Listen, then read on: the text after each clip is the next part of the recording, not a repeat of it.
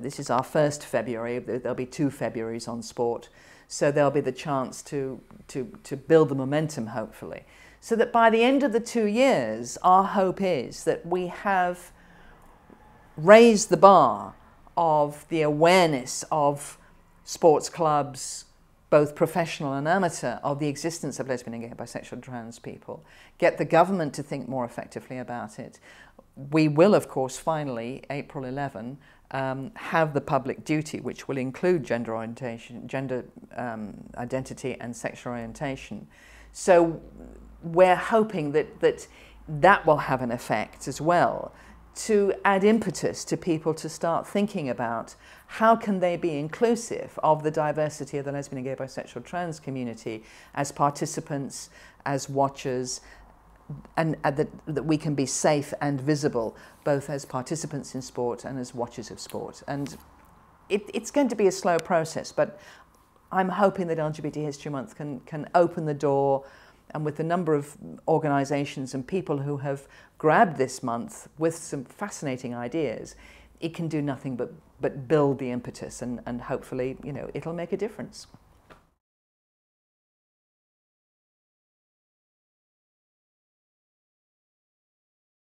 Over the past 7 years, LGBT History Month has ensured the lives of its members are acknowledged, their contribution to society isn't lost, and those outside of the community have a better understanding of what it's like to be lesbian, gay, bisexual or trans.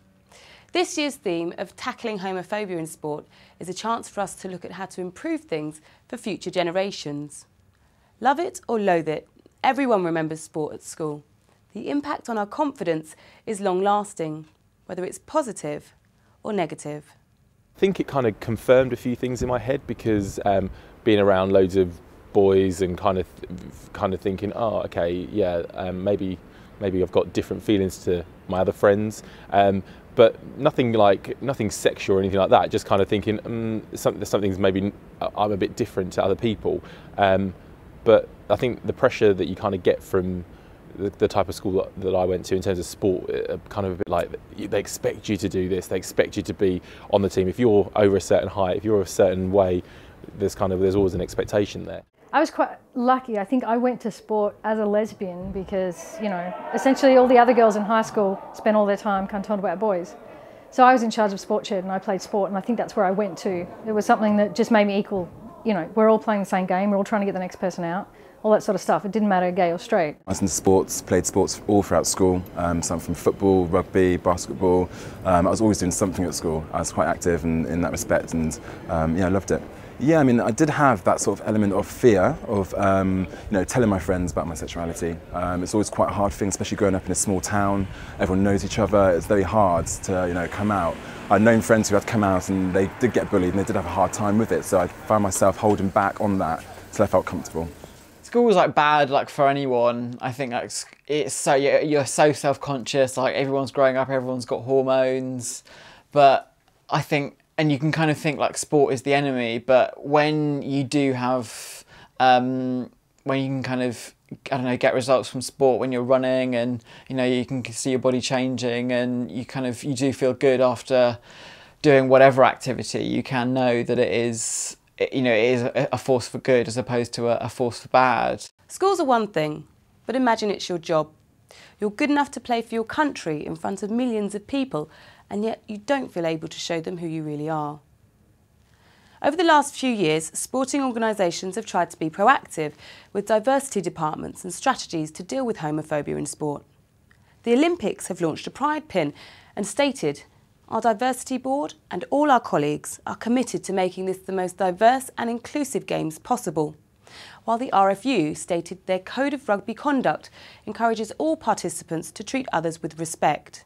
It takes the issue of homophobia very seriously and will act quickly and decisively to any incidents or concerns reported. The FA have yet to respond. And while having diversity departments is a step in the right direction, is it too little too late?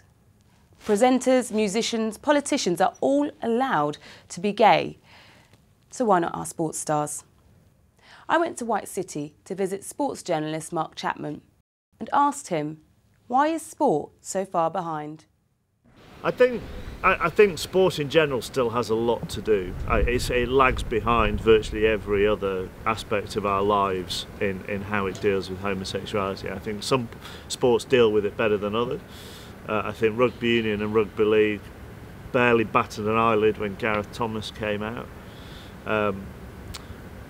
But the main problem really, when you look at it, is football, because it doesn't seem to know how it would deal with a footballer coming out. It doesn't seem to be a society in which a footballer would be able to come out in. I think that's a better way of putting it. So do you think it's down to the organisations or the fans?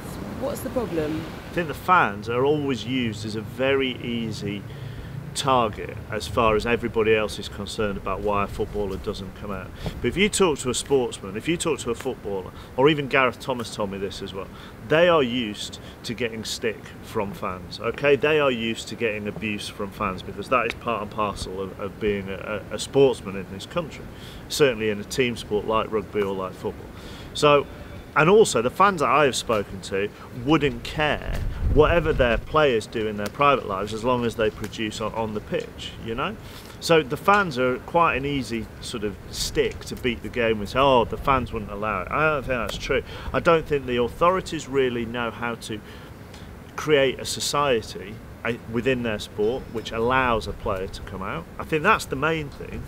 And also, the media would make whoever is the footballer who comes out, would make their life hell, because they would be doorstepped by telly and papers and radio, and they would have their private life poured over by the newspapers in particular, and it would be very difficult for them. So what do you think could be done to temper that? Needs to get to a stage with our sportsmen where we're not interested in the salacious tittle-tattle, you know? If you go back 20 years with a lot of politicians, you know, when they were being found, you know, in stockings and suspenders with oranges stuffed in their mouths, you know, we were like obsessed with their private life. Now you get a politician or a minister who comes out and people barely bat an eyelid. And we need to get to that stage with football. You know, this is the thing, I'm not going, we need every footballer who's gay to come out publicly. I wouldn't ever want that at all. But what I've always said through all of this is, it would be great for football to have the kind of society where it would enable a player to come out publicly if they wanted to and not have to live a lie. So while football and the media still have some way to go, we should be encouraged by the attitude of our wider society. Each year we have an annual gathering, and in the mid-1980s we'd booked a village hall in Wales, and when they found out who we were, they cancelled the booking. But things have moved on a lot since then. I mean, that was in the 1980s. Now, last year we went up to a small village in Scotland, and we also had a village hall, and well, we almost took over the whole village. There were so many of us, and we were given a wonderful reception. Perhaps in the past, something like women's football would have been considered like a gay women's sport, and was therefore kind of ridiculed a lot.